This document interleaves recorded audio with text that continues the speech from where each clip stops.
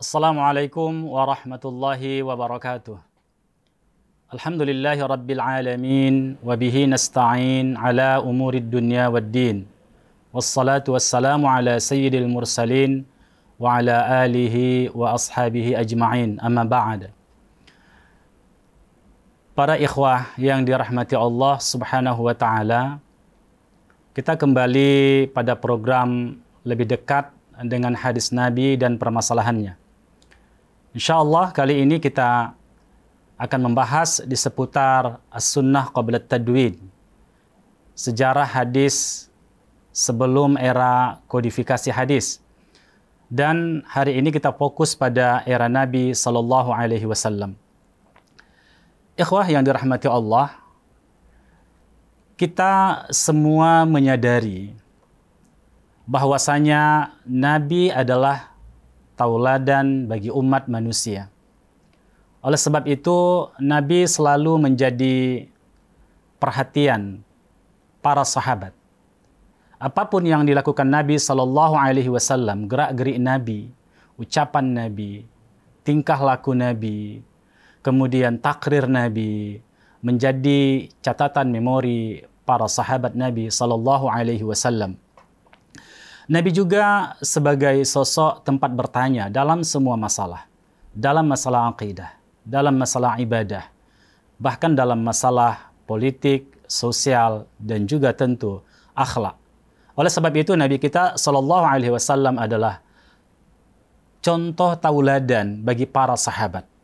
Dan sekali lagi, semua apapun yang dilakukan Nabi, mereka rekam dalam pemikiran mereka, dan mereka sampaikan antara satu sahabat dengan sahabat-sahabat yang lain.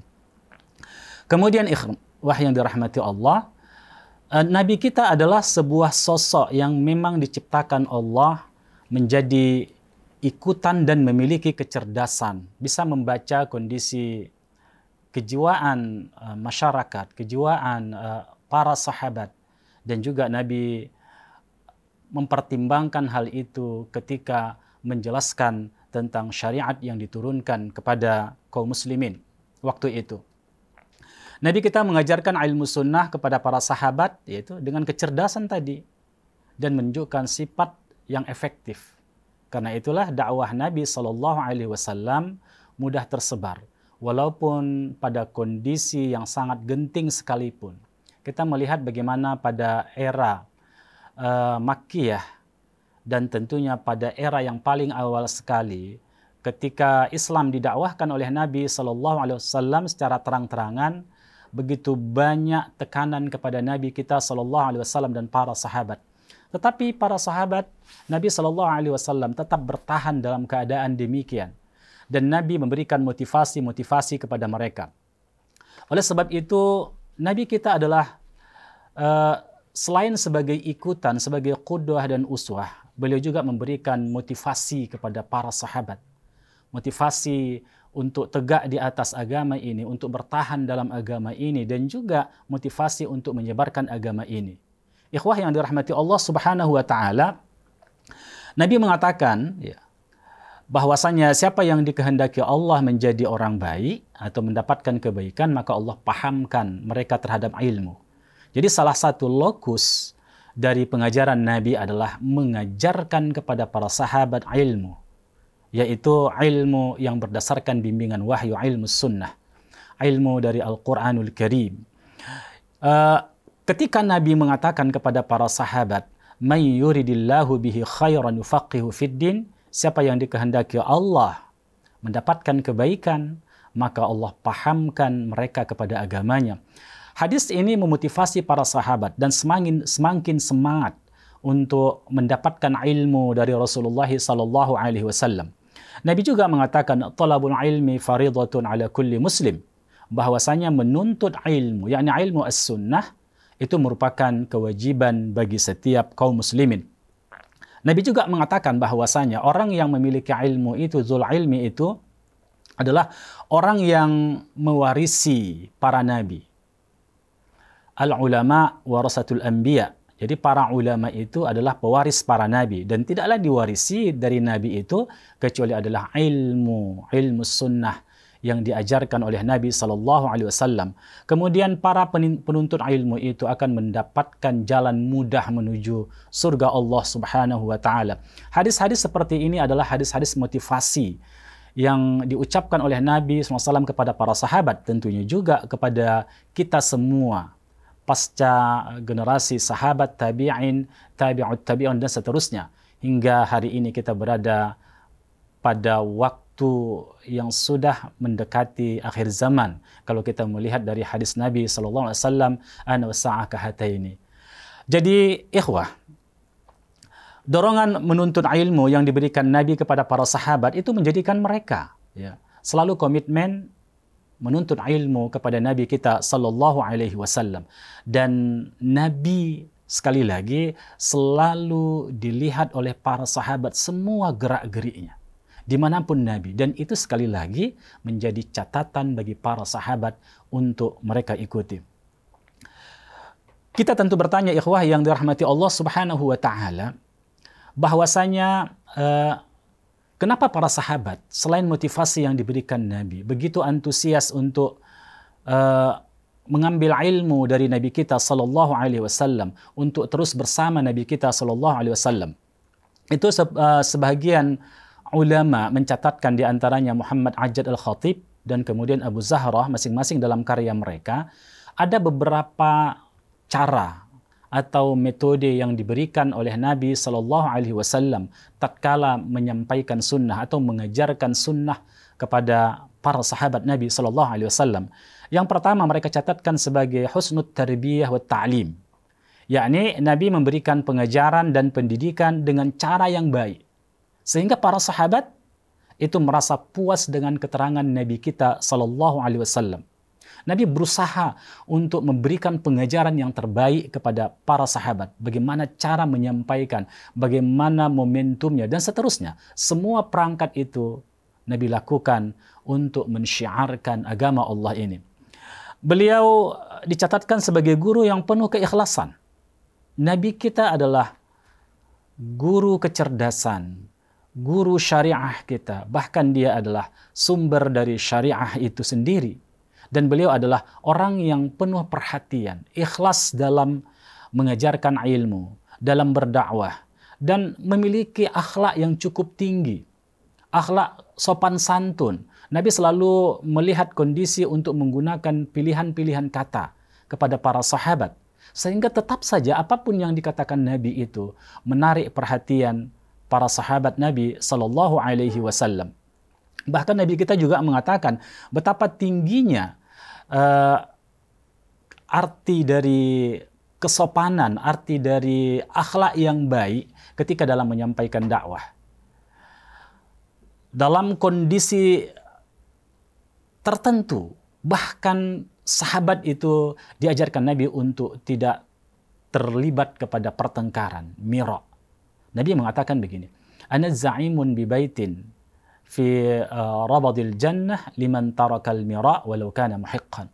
Aku akan menggaransikan, kata Nabi kita, akan menggaransikan sebuah rumah di surga bagi orang yang meninggalkan perdebatan, walaupun dia berada pada posisi kebenaran. Karena ketika terjebak kepada perdebatan, biasanya orang dipicu oleh emosi, dan ketika emosi yang bangkit, maka pilihan-pilihan katanya, tentu pilihan-pilihan kata yang selalu menyakitkan dan seterusnya. Akhirnya objek dakwah itu tidak akan menerima dakwah. Memang pada kasus-kasus tertentu perlunya ketegasan, tetapi tidak terjebak kepada mira'.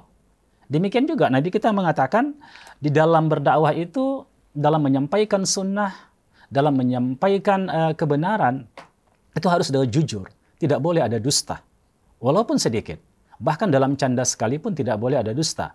Nabi katakan, "Ana za'imun bi baitin fi wasatil jannah liman tarakal kadhib walau kana muhiqqan." Dan aku akan menggaransikan, kata Nabi, sebuah rumah di tengah-tengah kebun surga. Coba bayangkan, di surga saja sudah luar biasa nikmatnya. Tetapi ini, kata Nabi, di tengah-tengah kebun surga. Bagi siapa itu? Liman tarakal kadhib. Bagi orang yang meninggalkan dusta, walaupun itu walaupun itu hanya canda saja. Dan di akhir hadis itu Nabi mengatakan, wa ana za'imun bi baitin fi a'lal jannah, dan aku akan menggaransikan sebuah rumah di surga yang paling atas liman hassana khuluqahu, bagi orang yang terus memperbaiki akhlaknya. Atau dalam kesempatan yang ini disebutkan liman hasuna khuluquhu, bagi orang yang akhlaknya mulia, akhlaknya bagus.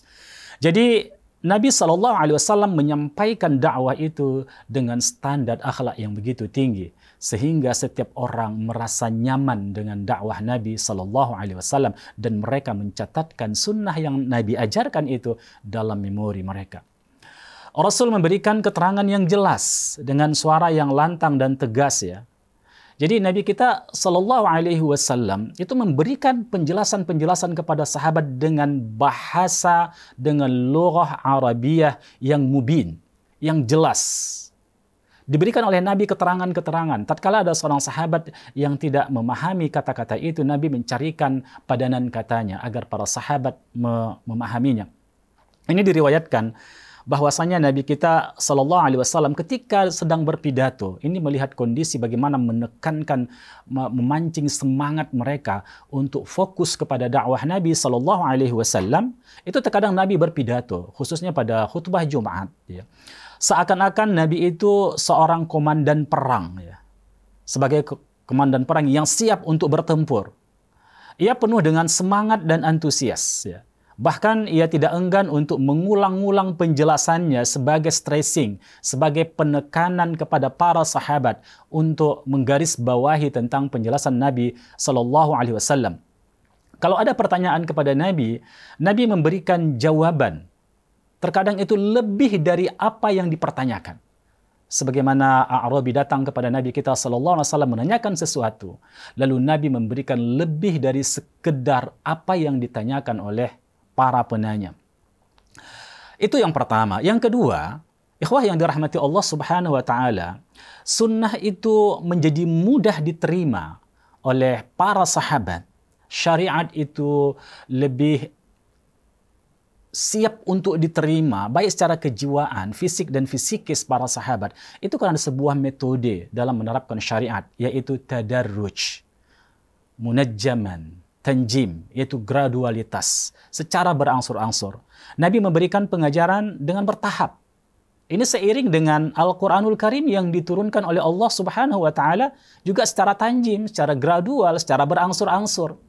Nabi dengan wahyu yang diterimanya selain Al-Quran tadi, yaitu sunnah Nabi SAW, wahyu ghairu matslu itu tentunya mengikuti wahyu yang matslu. Ketika Al-Quran diturunkan secara tanjim, maka sunnah juga mengiringi penjelasan Al-Quran sesuai dengan urutan-urutan turunnya ayat-ayat Allah Subhanahu wa taala. Artinya sunnah juga secara tanjim ya, atau tadarruj, memberikan pengajaran bertahap ya. Kedudukan sunnah yaitu sebagai penjelas tadi. Itu konsekuensi dari bahwasanya sunnah Nabi adalah penjelas terhadap Al-Quran. Dan ikhwah yang dirahmati Allah Subhanahu wa taala, sebagaimana kita tahu kan, proses tentang turunnya ayat-ayat Allah. Kita lihat misalnya, pada proses Makki, ini secara global, proses Makki, ayat-ayat yang turun adalah itu berbicara tentang akidah, penanaman tentang akidah, penanaman tentang akhlak, kesadaran psikologi terhadap lingkungan, yaitu tentang moralitas. Itu yang ditanamkan pada fase-fase awal, yaitu fase Makki. Makanya ayat-ayat Makkiyah itu adalah ayat-ayat yang umumnya berbicara tentang masalah akidah, masalah i'tiqad, kemudian masalah akhlak dan moralitas. Ketika ayat-ayat Al-Quran turun berkenaan dengan hal itu, maka hadis Nabi juga menjelaskan tentang hal-hal yang demikian. Bagaimana para sahabat Nabi mengambil pelajaran dari Nabi kita SAW dalam hal-hal bersikap, dalam keadaan suka, dalam keadaan tekanan, dan seterusnya. Bagaimana bersikap kepada lingkungan terhadap anak-anak yatim, orang fakir, orang miskin, hamba sahaya. Dan itulah yang diterapkan oleh para sahabat, diantaranya Abu Bakar As-Siddiq, betapa banyak dia memerdekakan budak ketika disiksa oleh para majikannya. Kemudian ikhwah yang dirahmati Allah, tahapan itu juga menjadi hikmah terbesar dalam pensyariatan hukum Allah Subhanahu wa taala. Dengan tanjim itulah, maka manusia itu mudah. Merubah manusia itu bukan satu persoalan yang mudah. Ya. Merubah masyarakat jahiliyah menjadi masyarakat rasyidah, menjadi seorang muslim yang hidup di dalam tatanan syariat Islam itu bukan satu perkara yang mudah.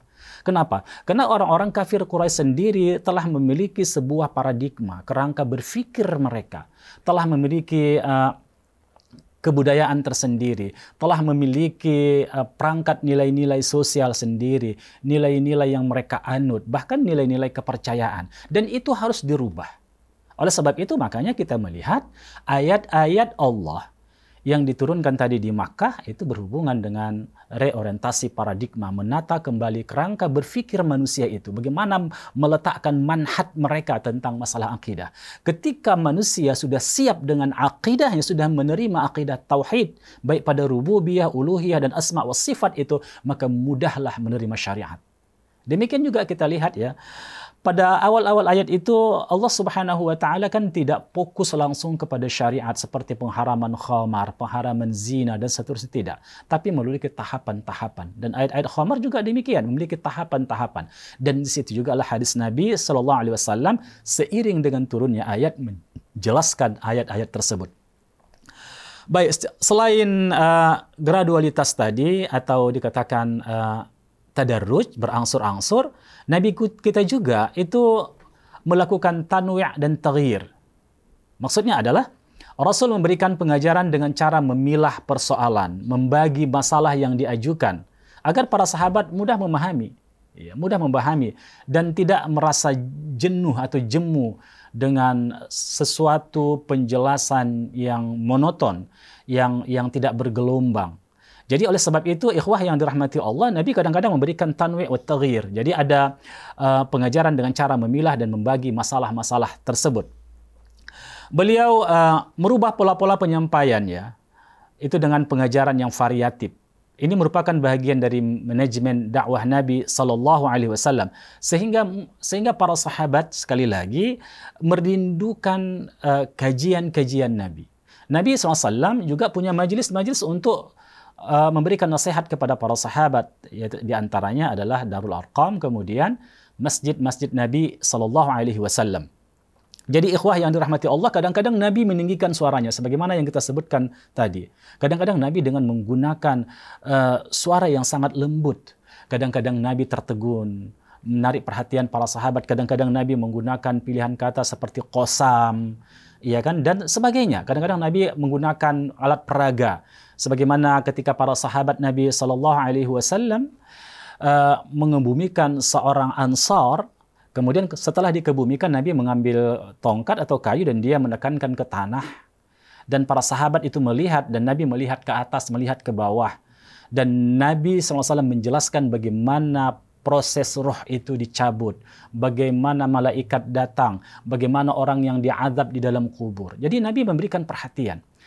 Ketika itulah para sahabat Nabi Sallallahu Alaihi Wasallam menjadikan perilaku Nabi sebagai jembatan memori untuk mudah menghafal hadis-hadis Nabi Sallallahu Alaihi Wasallam.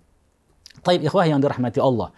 Kemudian Nabi dalam pengajaran itu, pengajaran sunnah, tatbiq al-amali. Rasul tidak hanya sebagai seorang konseptor, seorang retorik, atau seorang yang hanya pandai menyampaikan tapi tidak menerapkan. Justru Nabi mempraktekkan apapun yang disampaikannya. Dia menjadi terdepan untuk mengamalkan ajaran-ajaran yang diwahyukan kepadanya. Oleh sebab itulah para sahabat Nabi SAW ketika melihat Nabi melakukan sesuatu, ada turun ayat Nabi melakukan sesuatu, dan mereka menganggap perilaku Nabi itu menjadi penjelas terhadap Al-Quranul Karim. Oleh sebab itulah maka sunnah semakin mapanlah untuk sebagai bayan terhadap ayat-ayat Al-Quranul Karim. Rasul mengajarkan sejumlah ayat kepada para sahabat, lalu menyuruh sahabat untuk memahami ayat-ayat itu. Kemudian menyuruh para sahabat untuk menerapkannya. Dan kita sangat masyhur mengkaji ya, bahwasanya Ibnu Mas'ud, Utsman Ibnu Affan, mereka tidak menghafal 10 ayat sebelum mereka mengetahui kandungan ayat itu, memaknai makna ayat itu, mentadabburinya, mentahsin bacaannya, dan kemudian mereka mengamalkannya. Setelah mereka melakukan semua itu, barulah mereka menambah hafalan Al-Quran. Oleh sebab itu, ikhwah yang dirahmati Allah, dan Al-Quran dalam hafalan mereka adalah hidup dengan jembatan memori seperti itu. Taib. Kemudian Rasul juga adalah seorang sosok yang luar biasa, ikhwah yang dirahmati Allah, dalam pengajaran, mempertimbangkan kondisi objektif. Selalu mempertimbangkan kondisi objektif, kalau itu dibutuhkan. Yaitu mura'ah al-mustawayat al-mukhtalifah. Jadi dalam melakukan pengajaran, Nabi kita Shallallahu Alaihi Wasallam selalu mempertimbangkan kondisi-kondisi orang, kondisi-kondisi objektif, psikologis, kejiwaan, kemudian kecerdasan orang yang bertanya. Gitu. Rasul tidak menyamaratakan semua manusia, terutama dalam masalah-masalah pertanyaan-pertanyaan yang bersifat pribadi. Tidak menyamakan semua jawaban itu. Oleh sebab itu ditemukan pola pengajaran ya dari Rasul ya, pola pengajaran sunnah dari Rasulullah dengan jawaban yang berbeda. Contoh kasus misalnya ketika ada orang bertanya kepada Nabi, ayyul a'mal afdal? Amal apa yang paling utama? Kadang-kadang Nabi menjawab al-imanu billahi wa rasulih, iman kepada Allah dan Rasulnya, baru birrul walidain dan seterusnya. Tapi ketika yang lain bertanya, ayyul a'mal afdal? Atau dulluna, tunjukkan kepada kami ayyul a'mal afdal, apa amal yang paling utama? Nabi berbeda lagi menekankannya. Penekanan-penekanan itu dimasukkan birrul walidain, al-hajjul mabrur dan seterusnya. Dan itu dikumpulkan di dalam kitab Tajridul Ittiba, ada beberapa riwayat yang menjelaskan pertanyaan yang sama kemudian dijawab Nabi dengan jawaban yang berbeda.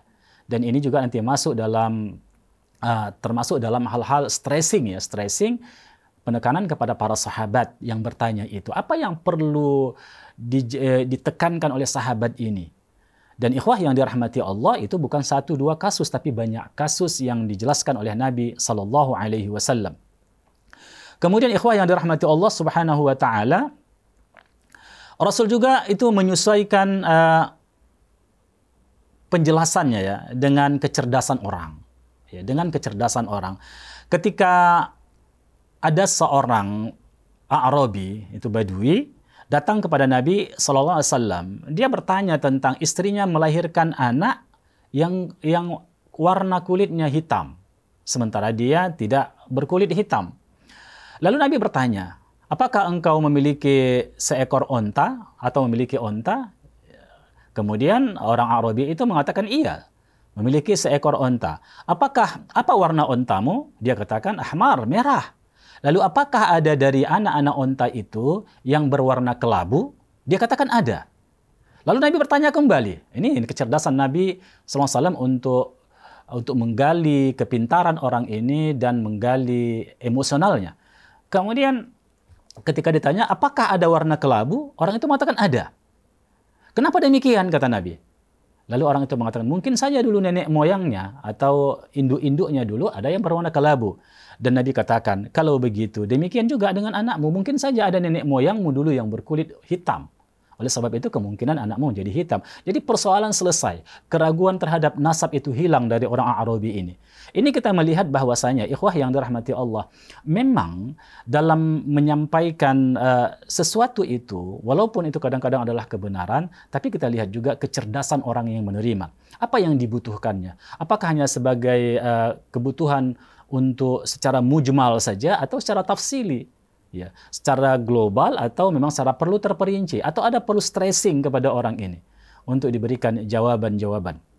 Oleh sebab itulah ikhwah yang dirahmati Allah, peristiwa ini direkam oleh para sahabat, karena ada kasus yang muncul dijawab oleh Nabi dan kasus itu kan lebih mudah diingat sebagai jembatan memori.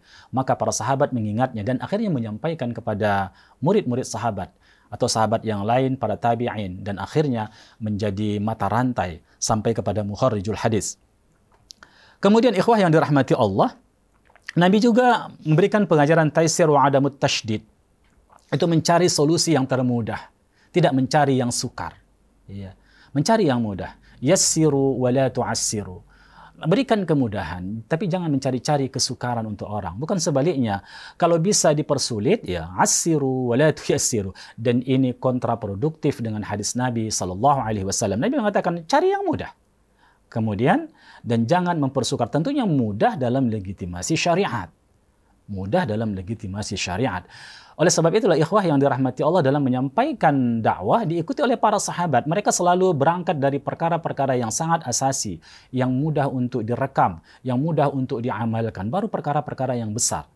Dan juga al-aham fal-aham, mana yang lebih penting untuk disampaikan. Contoh kasus misalnya, di dalam menyampaikan dakwah sunnah ini adalah, kita tidak terjebak langsung kepada masalah khilafiyah.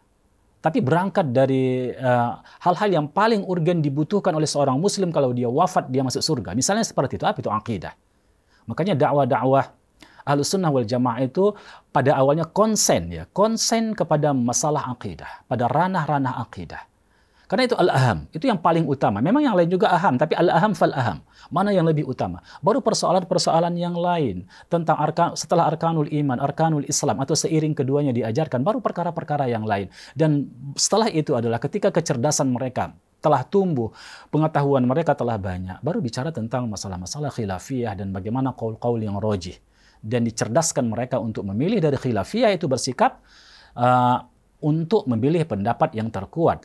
Tentunya standar dan tolak ukurnya adalah Al-Quran Sunnah bimanhaj salaful ummah, yaitu dengan manhaj salafil ummah, yaitu manhajnya atau metode kerangka berfikir orang-orang terdahulu yang saleh, itu para sahabat, tabi'in dan tabi'ut tabi'in.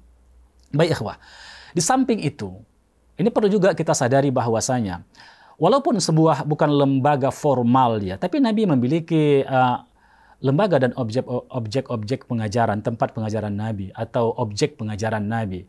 Nabi SAW itu mengajari para wanita. Nabi tidak melakukan diskriminasi antara laki-laki dan wanita. Dan tidak melakukan diskriminasi antara warna kulit dan sebagainya. Walaupun ada stressing, walaupun ada ketentuan-ketentuan tertentu. Tapi pada intinya, Nabi mengajari para lelaki dan juga mengajari para wanita. Bahkan ada satu waktu di mana Nabi itu mengajari oleh para sahabiah. Ya, para istri-istri sahabat, para wanita. Diajari oleh Nabi SAW sebagaimana dicatatkan oleh Muhammad Ajad Al-Khatib ya. Nabi mengharuskan juga, coba kita lihat misalnya, dalam salat Aid, baik Idul Fitri maupun Idul Adha, Nabi kita memerintahkan, sebagaimana hadis dari Ummu Atiyah, bahwasanya para wanita-wanita itu ikut bersama ke sahara, ke lapangan untuk melakukan salat Aid, ya, untuk melakukan salat Aid, yaitu Aid Adha ataupun Idul Fitri. Jadi para sahabat, para sahabiah disuruh hadir ikut ke sana, laki-laki dan wanita, memenuhi sahara itu, memenuhi tanah yang lapang itu, untuk mendengarkan khutbah Nabi Sallallahu Alaihi Wasallam. Sebab pada khutbah itu Nabi akan menyampaikan tentang syariat, menyampaikan tentang berbagai solusi terhadap problema kaum muslimin saat itu, atau ada stressing, penekanan yang harus diketahui oleh para sahabat. Maka para wanita diajak untuk hadir, walaupun wanita yang sedang haid, ketika mereka salat maka mereka mundur, dan yang diikuti oleh salat oleh orang-orang yang suci tentunya, ikhwah yang dirahmati Allah Subhanahu wa taala. Hadis ini ada beberapa jalur sanad menunjukkan bahwasanya ini masyhur di kalangan oleh para sahabat.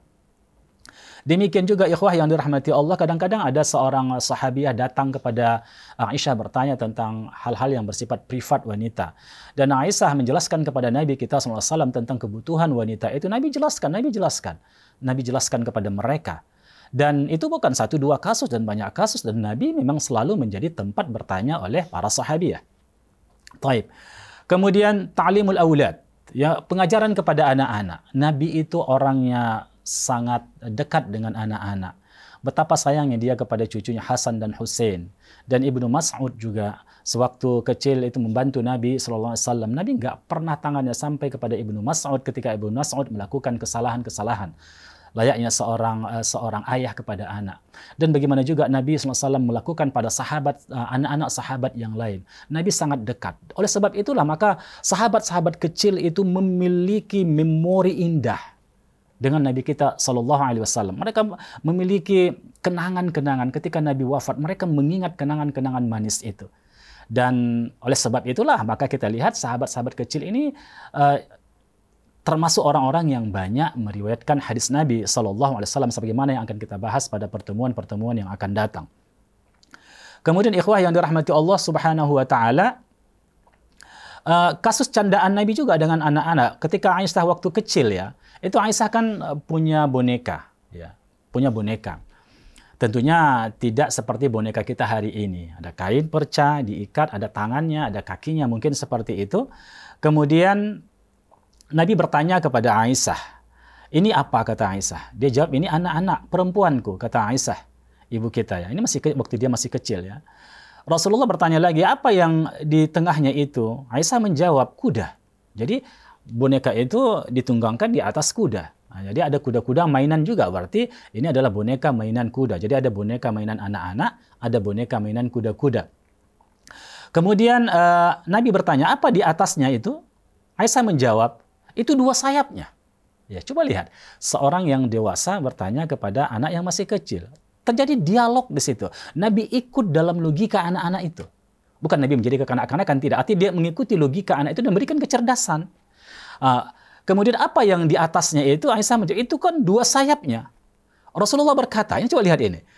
Apa ada kuda bersayap, kata Nabi. Mana ada kuda bersayap di tengah-tengah kita? Lalu Aisyah juga orang yang cerdas. Beliau mengatakan bahwasanya, tidakkah engkau pernah mendengar Sulaiman bin Daud itu mempunyai kuda yang memiliki beberapa sayap?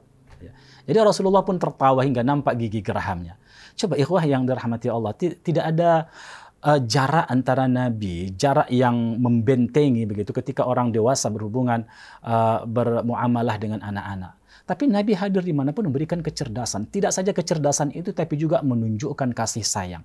Oleh sebab itulah dakwahnya Nabi dakwah dengan hati, dakwah dengan keikhlasan. Jadi sunnah itu hidup di tengah-tengah kaum muslimin, hidup di tengah-tengah masyarakat. Kemudian Nabi juga memberikan pengajaran fardiyah wal jamaah wal ammah. Jadi al-fardiyah wal jamaah wal ammah. Artinya apa? Ada kadang-kadang pengajaran Nabi itu secara personalitas pribadi yang datang kepada Nabi.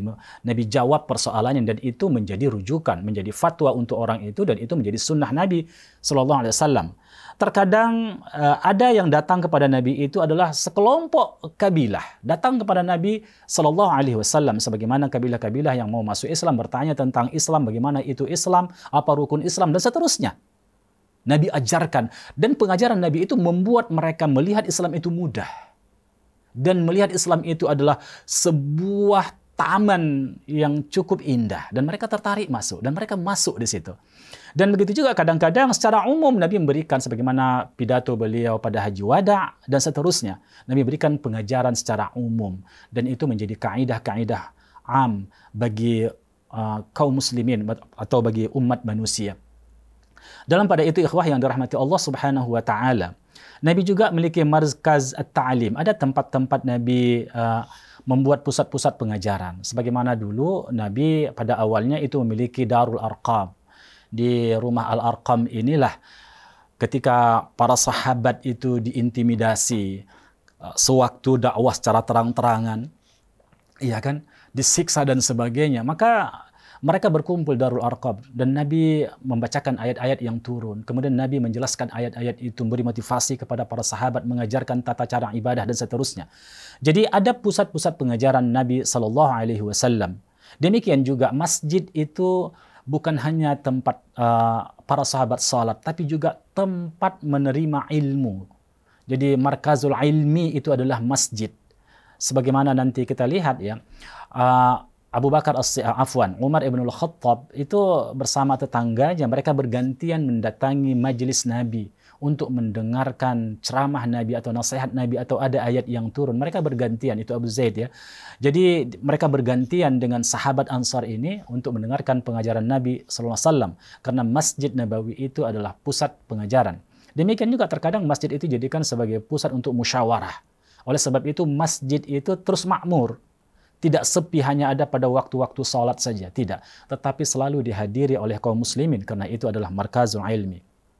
Demikian juga ikhwah yang dirahmati Allah Subhanahu wa taala, Sebagaimana yang dijelaskan oleh Mustafa As-Sibai, ya, sahabat-sahabat juga mendapatkan pengajaran sunnah itu di berbagai tempat, di rumah, kadang-kadang di rumah para sahabat, di rumah Nabi Sallallahu Alaihi Wasallam, kadang-kadang di pasar, yaitu ayat-ayat sunnah-sunnah yang turun di pasar itu biasanya tentang masalah perdagangan. Kemudian ada sunnah-sunnah yang lain yang diajarkan Nabi, misalnya ketika safar. Nabi mengajarkan itu, berkumpul para sahabat ketika safar itu Nabi menjelaskan tentang hal-hal yang berhubungan dengan safar, salat jamak dan seterusnya. Terkadang juga ada pada momentum-momentum lain, momentum peperangan misalnya dan seterusnya. Jadi ikhwah yang dirahmati Allah Subhanahu wa taala, semua kesempatan itu dijadikan Nabi untuk mendidik umat ini. Baik ikhwah yang dirahmati Allah Subhanahu wa taala. Kemudian ada cara-cara memperoleh hadis, ya. Itu sejarawan sangat banyak mencatatkan tentang masalah ini, ya. Karena para sahabat tadi antusias untuk mendapatkan ilmu karena motivasi dari Rasulullah, dan juga mereka sudah habit dengan syariat ini, ada problem bagi mereka. Bagaimana solusinya ini? Bagaimana pemecahannya ini? Maka kadang-kadang ayat turun untuk meresponnya, tapi kadang-kadang ayat tidak turun dan Nabi sallallahu alaihi wasallam menjelaskannya, ya. Kemudian ikhwah yang dirahmati Allah Subhanahu wa taala, selain di majlis Nabi, beliau juga memberikan keterangan sunnah pada para sahabat itu di seputar peristiwa yang terjadi pada diri Nabi. Apa yang terjadi pada diri Nabi? Itu Nabi sampaikan. Dan juga ini peran oleh para istri-istri Nabi. Hal-hal yang bersifat sangat privat di rumah. Bagaimana tidur Nabi, bagaimana ke kamar mandi, mirhab dan sebagainya. Apa doa yang akan dibaca. Ini selalu diriwayatkan oleh istri-istri Nabi kita Sallallahu Alaihi Wasallam, penyambung lidah Nabi untuk menyampaikan kepada para sahabat dan sahabiah. Contoh kasus misalnya, hal-hal yang bersifat privat ini. Abu Hurairah pernah mengatakan bahwasanya kalau ada orang puasa, ya, pada puasa, misalnya puasa Ramadan atau puasa apapun itu, dan mereka malam itu melakukan junub, ya, lalu tidak mandi junub sebelum terbit fajar shadiq. Artinya mereka mandi junub setelah terbit fajar shadiq, artinya setelah waktu imsak itu, menahan itu sudah diberlakukan kepada orang yang berpuasa. Lalu Abu Hurairah mengatakan bahwasanya tidak sah puasanya. Tidak ada puasa bagi orang itu. Informasi ini sampai kepada para sahabiyah. Maka para sahabiyah, ya, para istri-istri Nabi Sallallahu Alaihi Wasallam menjelaskan bahwasanya mereka melakukan junub dengan Nabi Sallallahu Alaihi Wasallam, dan Nabi itu mandi setelah terbit fajar shadiq. Jadi terkantorlah apa yang dikatakan ijtihad dari Abu Hurairah, dan Abu Hurairah merujuk kepada pendapat ibu kita. Ini masalah-masalah yang sangat privat, dan para sahabiyah, istri-istri Nabi menjelaskan sebagai sumber dari atau orang yang terlibat dalam kasus di mana Nabi SAW melakukannya. Jadi ikhwah yang dirahmati Allah, Nabi pernah bertemu dengan seorang laki-laki yang sedang menjual makanan. Lalu Nabi bertanya, bagaimana cara dia menjualnya? Laki-laki itu mengatakan, tapi Nabi melihat pada orang ini ada sifat pengkhianat atau sifat kedustaan. Dan Nabi menyuruh orang itu untuk mencelupkan tangannya ke dalam makanan yang dia jual. Dan ternyata di bawah itu basah. Dan Nabi mengatakan, tidaklah dari golongan kami orang-orang yang menipu, kata Nabi Sallallahu Alaihi Wasallam. Ada kasus-kasus yang seperti itu. Sahabat juga memperoleh hadis itu dengan cara bertanya langsung kepada Nabi. Bertanya langsung kepada Nabi. Ikhwah yang dirahmati Allah Subhanahu wa taala, ini banyak kasus, ya. Dan Syekh Muhammad Waliullah Ad-Dihlawi ini menarik juga ketika beliau menulis kitab Al-Insaf fi Bayani Sababil Ikhtilaf, ya. Beliau ada menjelaskan beberapa hal tentang masalah-masalah pertanyaan para sahabat. Jadi para sahabat itu minta fatwa kepada Nabi kita Sallallahu Alaihi Wasallam. Dan ikhwah yang dirahmati Allah Subhanahu wa taala, kita jangan pernah bayangkan di zaman Nabi itu sudah ada kitab-kitab fikih. Nggak ada. Ya pasti tidak ada lah. Karena itu adalah produk abad berikutnya. Abad kedua, ketiga, dan seterusnya. Baru ada kitab-kitab fikih, ya. Baru ada penjelasan-penjelasan madhab. Pada awalnya kan tidak ada. Jadi para sahabat langsung bertanya kepada Nabi kita. Nabi kita adalah sebagai tempat bertanya dan sebagai pemecah masalah. Lalu ketika bertanya, Nabi jelaskan. Dan ketika mereka melihat Nabi melakukan apa yang dijelaskannya itu secara berulang-ulang dan seterusnya, maka mereka menganggap ini adalah sesuatu yang mesti dilakukan dan tidak boleh tidak. Kalau sesekali Nabi tidak melakukannya, maka mereka anggap itu sebagai satu yang sunnah. Karena nggak ada belum kategorisasi pembagian ini wajib, ini sunat, ini haram, ini makruh, ini mubah ya dalam pembagian hukum taklifi yang kita kenal belakangan itu baru muncul pada sekitar abad kedua Hijriah. Tetapi ikhwah, intinya adalah apapun yang diperintahkan Nabi, para sahabat siap untuk mengikutnya. Dan mereka tidak pernah mengkategorisasikan itu dengan menganggap remeh kalau sesuatu itu dijelaskan Nabi dan tidak berulang dilakukan Nabi. Artinya apa? Mereka semangat untuk mengamalkannya. Tidak saja semangat untuk menerima ilmu, tapi juga mengamalkan ilmu-ilmu itu. Tapi ikhwah, karena waktu kita sudah habis, ya maka sampai di sini pertemuan kita kali ini. Tapi intinya adalah, kenapa sunnah itu begitu hidup di zaman para sahabat? Pertama, karena memang motivasi Nabi. Kedua, faktor keimanan mereka terhadap syariat ini. Dan berikutnya adalah, karena memang Nabi SAW itu sangat menarik untuk menjelaskan informasi-informasi kepada para sahabat. Subhanakallah bihamdik. Asyhadu an la ilaha illa anta astaghfiruka wa atubu ilaik. Assalamualaikum warahmatullahi wabarakatuh.